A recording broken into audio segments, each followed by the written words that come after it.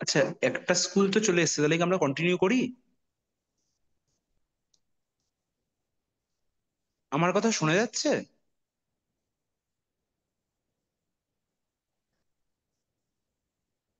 কেউ একটু kindly confirm করবেন আমার কথা শোনা যাচ্ছে কিনা।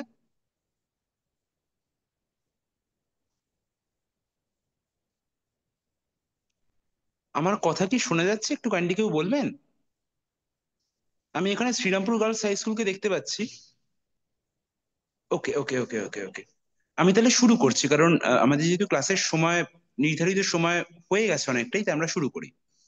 তো দেখো, আমরা মূলত যেটা পড়ার জন্য এই ক্লাসে বসেছি সেটা হচ্ছে সংবিধান। এখন তোমরা স্কুলের ছাত্রছাত্রী। আহ এখন তোমরা, তোমাদের অধিকাংশেরই বয়স 18-র নিচে, প্রায় প্রত্যেকেরই। ফলত তোমরা 18 বছর বয়সে যখন ভোট দিতে পারবে, তখন আমরা সচরাচর ধরে নিই তোমরা পূর্ণ নাগরিক হয়ে উঠছো। এখন ঘটনাটা যেটা, সেটা হচ্ছে, দেখো, নাগরিক, একজন আদর্শ নাগরিক, সে আদর্শ নাগরিক হয়ে ওঠার একটা অন্যতম গুরুত্বপূর্ণ চিহ্ন কিন্তু সেই, সে যে দেশের নাগরিক, সেই দেশের রাজনৈতিক ব্যবস্থাটা কিভাবে পরিচালিত হচ্ছে সেই বিষয়ে তার জ্ঞান আছে কিনা। অর্থাৎ, আমি যে দেশের নাগরিক, আমার যদি সেই দেশের রাজনৈতিক ব্যবস্থা, তার সংবিধান, এই সম্বন্ধে কোনো জ্ঞান না থাকে, তাহলে আর যাই বলি না কেন, আমি হয়তো সেই দেশের খুব ভালো ইঞ্জিনিয়ার হতে পারি, আমি সেই দেশের খুব ভালো ডাক্তার হতে পারি, আমি সেই দেশের ভালো আরো অনেক কিছু হতে পারি, কিন্তু সেই দেশের আদর্শ নাগরিক আমি হতে পারবো না। তাহলে আদর্শ নাগরিক হওয়ার একটা অন্যতম প্রধান শর্তই হলো সেই দেশটি সম্বন্ধে তোমার ধারণা কেমন, তুমি সেই দেশটিকে কতটা ভালো করে চেনো, সেখানে কোন ধরনের রাজনৈতিক ব্যবস্থা রয়েছে, সেখানে কি গণতন্ত্র রয়েছে নাকি রাজতন্ত্র রয়েছে, সেখানে যে তোমাদের যে শাসক, সেই শাসককে তোমরা ভোট দিয়ে ঠিক করো, না কেন শাসক জন্মগতভাবে ঠিক হয়। এই ব্যবস্থাগুলোর মধ্যে দিয়ে কিন্তু অ্যাকচুয়ালি তুমি একটা দেশের আদর্শ নাগরিক কিনা সেটা বোঝা যায়। অর্থাৎ, আদর্শ নাগরিক হয়ে ওঠার জন্য সংবিধান সম্বন্ধে সম্যক জ্ঞান থাকা অত্যন্ত গুরুত্বপূর্ণ। এবার প্রশ্ন আসে, সংবিধান কি? দেখো, সংবিধান বলতে মূলত আমরা যেটা বলতে পারি, সংবিধান হলো সেই বই, যেই বইতে একটা রাজনৈতিক ব্যবস্থা কেমন সেটা একটা গ্লিমস জানা যায়। তুমি যদি ভারতের সংবিধানটা কখনো দেখো, তাহলে দেখবে সেই সংবিধানে ভারতবর্ষ কেমন রাষ্ট্র, তার চরিত্র কেমন, সেটা কি সার্বভৌম রাষ্ট্র, সেটা কি গণতান্ত্রিক রাষ্ট্র, নাকি সেটা অন্য কিছু রাষ্ট্র, সেটা একদম প্রথম পাতায় লেখা রয়েছে। এবং তারই সঙ্গে যেটা রয়েছে সেটা হচ্ছে ভারত রাষ্ট্রের লক্ষ্য কি।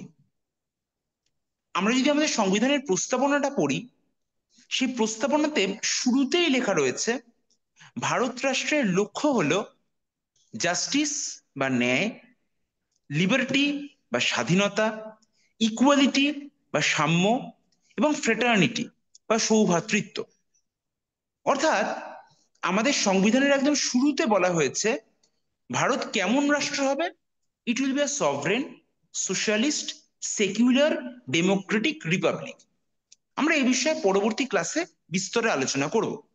আজ আমরা শুধু সংবিধানটা নিয়ে দু চার কথা বলছি, আজ ক্লাস খুব বেশিও হবে না। এবং এই রাষ্ট্রের লক্ষ্য কি হবে, একেবারে সংবিধানে বলে দেওয়া রয়েছে এই রাষ্ট্রের লক্ষ্য হলো ন্যায়, স্বাধীনতা, সাম্য এবং সৌভ্রাতৃত্বের বোধ জাগিয়ে তোলা। অর্থাৎ, সংবিধানের প্রথম পাতাটাকে তোমরা যদি পড়ো, সেই পাতাটা পড়লেই তোমরা সংবিধান, আমাদের দেশের চরিত্র সম্বন্ধে, আমাদের দেশের লক্ষ্য সম্বন্ধে তোমরা একটা ধারণা লাভ করতে পারবে। এবার আসে দ্বিতীয় কথা। তোমরা দেখো, এরপরে যদি সংবিধানটা কখনো কেউ পড়ো, তোমরা যতই পাতা এগোতে থাকবে, তোমরা দেখবে সেখানে একে একে রাষ্ট্রের কাজ কি, নাগরিকের কাজ কি, এই সব নিয়ে বিস্তারিত আলোচনা রয়েছে। এবং তারই সঙ্গে সঙ্গে তোমরা এখানে দেখতে পাবে আমাদের সরকারটা ঠিক কিভাবে চলে, সরকারের চরিত্র কি, সরকার গঠন করতে গেলে কোন কোন কাঠামোগুলোতে জোর দিতে হয়, এগুলো। অর্থাৎ একই সঙ্গে রাষ্ট্রের চরিত্র, তার উদ্দেশ্য বা লক্ষ্য, সরকারের কাঠামো, সরকারের উদ্দেশ্য বা লক্ষ্য, এবং তার সঙ্গে সঙ্গে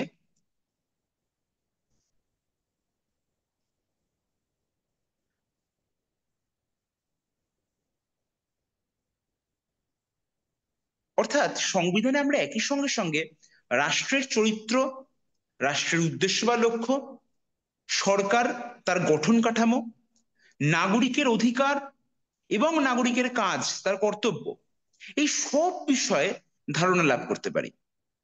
অর্থাৎ সংবিধান আমাদের খুব চট করে, খুব দ্রুত আমাদের রাষ্ট্র সম্বন্ধে একটা ধারণা দেয়, এবং রাষ্ট্র সম্বন্ধে ধারণা দেওয়ার পাশাপাশি সংবিধান আমাদের আদর্শ নাগরিক হয়ে উঠতে শেখায়। অর্থাৎ তুমি যদি সংবিধান মেনে চলো, তুমি একজন আদর্শ নাগরিক হয়ে উঠতে পারো। তাহলে আদর্শ নাগরিক হয়ে ওঠার পথে সংবিধান একটা অত্যন্ত গুরুত্বপূর্ণ ও কার্যকর পদক্ষেপ। এইটা হচ্ছে সংবিধানের প্রথম এবং প্রধান বিষয়।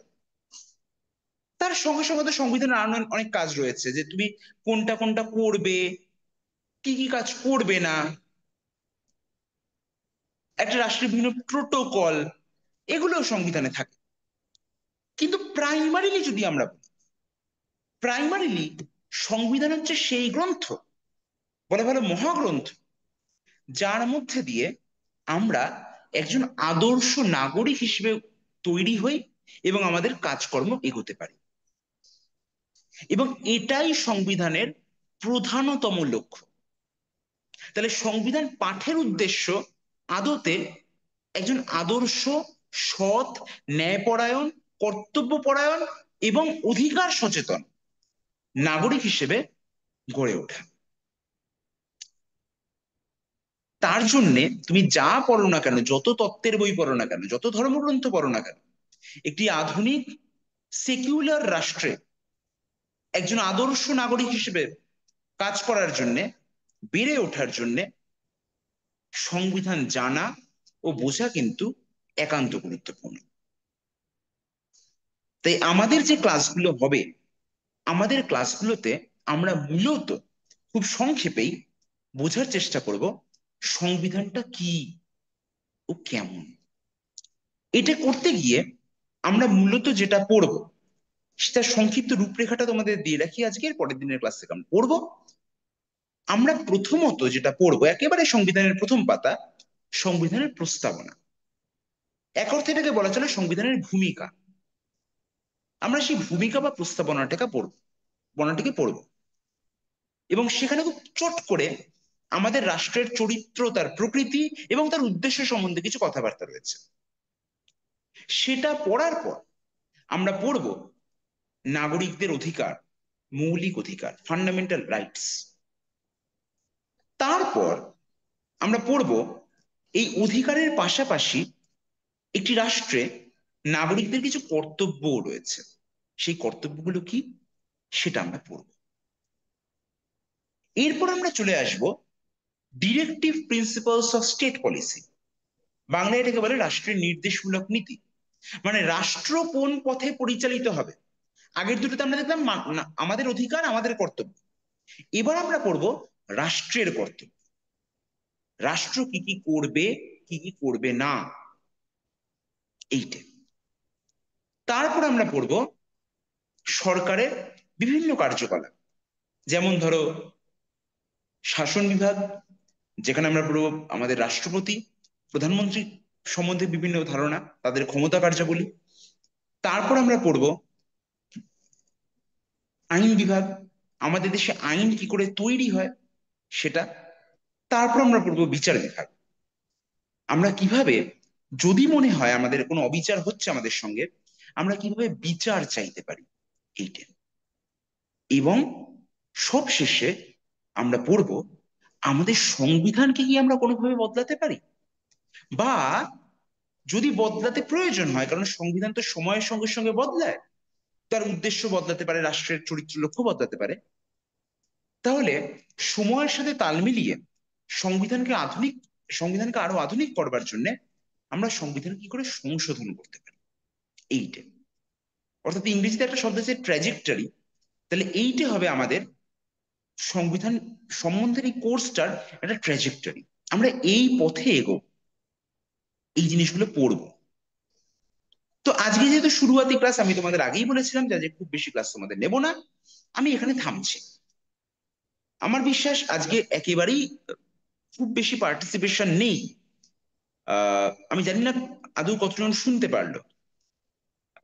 এর পরের দিনের ক্লাসগুলো থেকে আমরা সিরিয়াসলি পড়বো। যদি কারোর কোনো প্রশ্ন থাকে, একটি স্কুলে যোগ দিয়েছে আমি যতদূর বুঝতে পারছি, শ্রীরামপুর গার্লস হাই স্কুল। তো যদি তোমাদের কোনো প্রশ্ন থাকে, তোমরা বলতে পারো।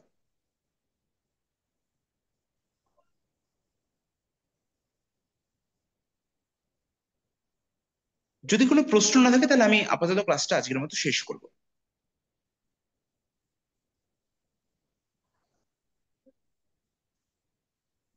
আজ আমরা মোটামুটি ভাবে আমাদের কোর্সের একটা ভূমিকা পড়লাম এবং সিলেবাসটা সম্বন্ধে একটা খুব চটজলদি জ্ঞান লাভ করলাম। এবার আমরা ইন ডিটেলসে সিলেবাসটাকে পড়বো।